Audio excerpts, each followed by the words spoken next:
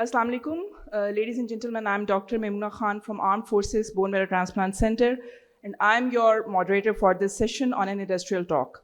I would like to invite Dr. Shafaq Abdul Samad. Is ma'am here? Assistant Professor of Clinical Hematology and Director Bone Marrow Transplant Program, National Institute of Blood Diseases, Karachi, on her talk for Thymogam as a therapeutic approach in aplastic anemia. Bismillahirrahmanirrahim. Assalamu alaikum, all the respected seniors and colleagues. So I'm Dr. Shafaq, consultant clinical hematologist and a BMT physician, and I'll be discussing role of Thymogam horse ATG as a therapeutic option in aplastic anemia. I have no conflict of interest to declare. So just a brief overview of aplastic anemia, since we know that it is the diagnosis of exclusion characterized by pancytopenia with a hypercellular marrow in the absence of any abnormal infiltrate and fibrosis. So it's not a very common disorder with a global incidence of 2 to 3 cases per million. The incidence in the Asian population is much higher because of the increased environmental contaminants. The disorder has a biphasic distribution with one peak at 10 to 25 years of age and the other over the 60 years of age. And acquired aplastic anemia in its severe form is fatal without treatment. So this flow chart has been taken from the Blood Journal, and it shows the approach to a patient with aplastic anemia. Bone marrow biopsy is usually done to establish the diagnosis and exclude other causes, whereas further testing is done to differentiate acquired aplastic anemia from inherited causes of bone marrow failure.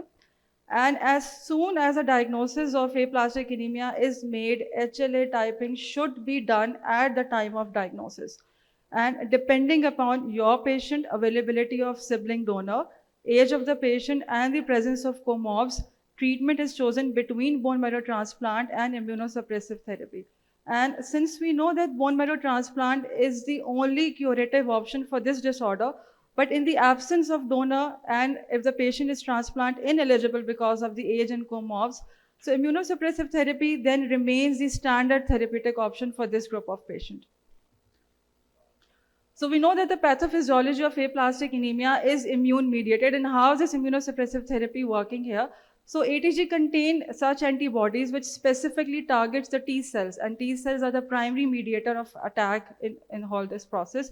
And by depleting the T cells, it also reduces the production of inflammatory cytokines such as tumor necrosis factor alpha and gamma interferon. And there are also data to suggest that ATG also increases the number of regulatory T cells, and regulatory T cells dampen the immune response. So by halting the immune suppression, it allows the residual hematopoietic stem cells to repopulate.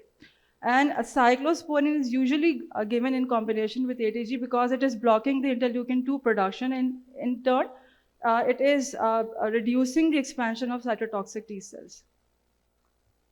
So basically, we have two types of ATG available. One is the equine, which is derived from the horse, and it is extracted from the serum of horse, available by the name of Adgam, which is the prototype of the drug. Then we have lymphoglobulin and then the Thiogam. So horse ATG is the preferred source as a first-line immunosuppressive therapy in aplastic anemia, whereas the rabbit ATG comes under the name of thymoglobulin and ATG Fresenius, and it is used in the organ transplantation and as a salvage after the failure of horse ATG.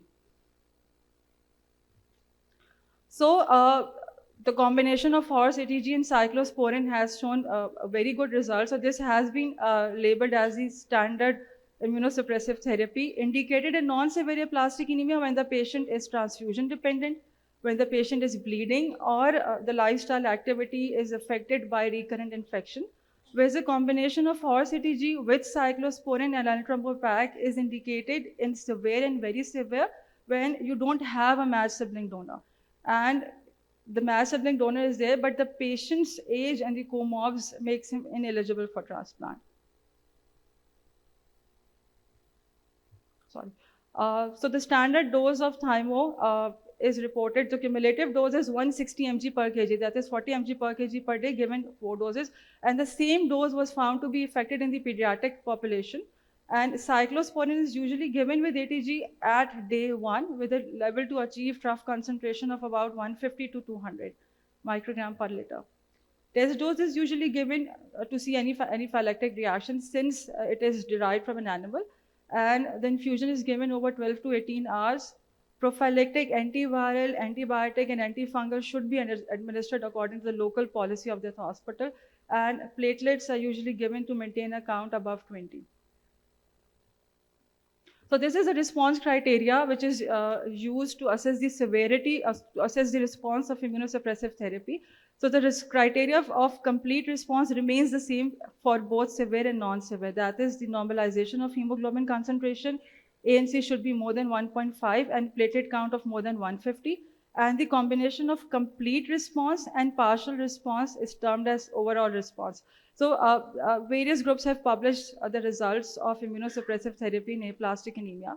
And EBMT has reported overall survival of 74% at 6 months, whereas a study at Japan reported the overall survival of 88% at 10 years. So there are certain factors to predict the response before you're starting the immunosuppressive therapy, and there are certain factors to predict the relapse after the starting of immunosuppressive therapies. Most important is the age. Young age, good response. Absolute retic count more than 25, absolute lymphocyte count more than 1. So these three variables show higher probability of overall response at 6 months. Similarly, presence of HLA-DR15 and the presence of PNH clone was also found to be associated with higher response rate. And rapid tapering of cyclosporin. This was found to be associated with early relapse compared to those in which cyclosporin was tapered slowly. So this chart shows a comparison between rabbit ATG and horse ATG, and the significant results were there. Overall response 68% with horse ATG, and it came down to 37% with rabbit ATG. So yes, horse ATG is preferred over rabbit ATG. Why? Because of higher efficacy in producing the response. It has improved long-term overall survival. It is better tolerated with mild side effects. And since it is not causing that profound lymphopenia with the rabbit ATG, there are lower risk of secondary infections. So since we come under the category of low middle income country, we cannot afford that high dose ATG. So this was a trial conducted, so it was a study conducted in India where they compared low dose versus standard dose ATG for those patients so that maximum number of patients can benefit. So low dose was taken as 25 mg per kg per day, that is the cumulative dose was 100. And it was compared with the standard dose of 160 mg and they found that the response rates at 3 months, 6 months, and 12 months with the two doses of ATG, they were comparable. And one interesting fact that the 5-year overall survival was slightly better with low dose ATG, not that statistic difference. So as you can see, the response rate over time between the two groups of, between the two doses of ATG, and similarly, the survival, 5-year survival was better with the low dose. So fortunately, we have Thymogam available in Pakistan now, and it is a biosimilar of Adgam, available as a vial of 250 mg per 5 ml, and currently being given in aplastic anemia and renal allograft rejection. So since Thymogam has the origin from India, so this is the largest study of 158 patients which was conducted in India to see the response of specifically Thymogam. It was a single standard study, 158 patients were taken, and they found that the results, overall response at 6 months was 66%, and the overall response was 64% at 12 months. So just to conclude my discussion, immunosuppression, especially the combination of horse ATG and cyclosporin, so this has been considered the most effective therapeutic modality for those patients who are not eligible for transplant, showing satisfactory overall result of 60 to 80% and the overall of survival of 60 to 90%. And since the cost of immunosuppressive therapy for horse ATG predominantly depends upon the dose, so those patients who are not transplant eligible and living in the lower middle income country, they may benefit from the low doses of horse ATG. I thank you all for your patience and time. Thank you, Dr. Shafak.